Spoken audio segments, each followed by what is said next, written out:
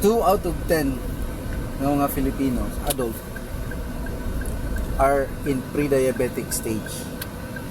Kung sa man ng pre-diabetic stage, kung sa man itong batiyon na basically, wala. Unless aduna kay laing sakit. Pero sa diabetic itself, wala kay batiyon kung naka sa pre-diabetic stage. Pero, dapat ang hibalaan nimo kung unsay nahitabo sa imong lawas if naa ka sa pre-diabetic stage. So, inani ni siya.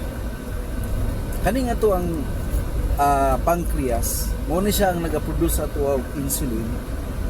Wherein, kanang insulin, mao na siya signals, chemical signals sa tuwang lawas nga mo hatag og signal ni cell sa nga tuwang sa cellular level na activity sa tuwang lawas na mechanism nga adunay gi-provide ang atuang gikaon or whatever it is sa tugikan nga sugar or glucose para ma-absorb dito sa imong cells aron i-convert niya ng glucose nga na paadto sa energy wherein maunay gamiton sa tuang lawas.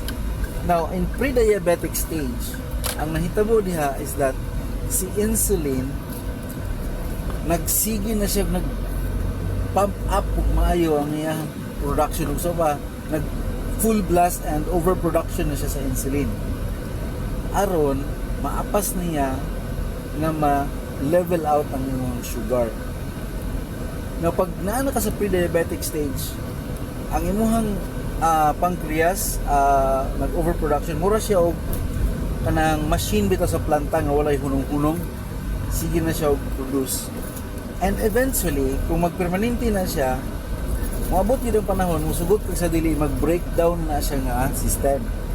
Eh, wala man siya pahulay-pahulay. Or, another scenario is, if dili pa man breakdown ang imong machine, kanang imong pancreas, ang imong cell, mao na po yung ma-overwhelmed sa mao nga mga massive introduction of signals para if i-induce or tagaag signal si cell nga naa na siya i-receive na glucose. Then, pag na-overwhelm na ng imong cells, mo-close na po na siya, dili na siya mamansin ng imuhang signal na insulin.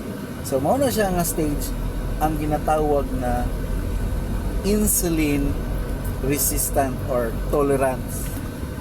Na-overwhelm ang imuhang cells o dili na mo dawat ang imuhang cells to further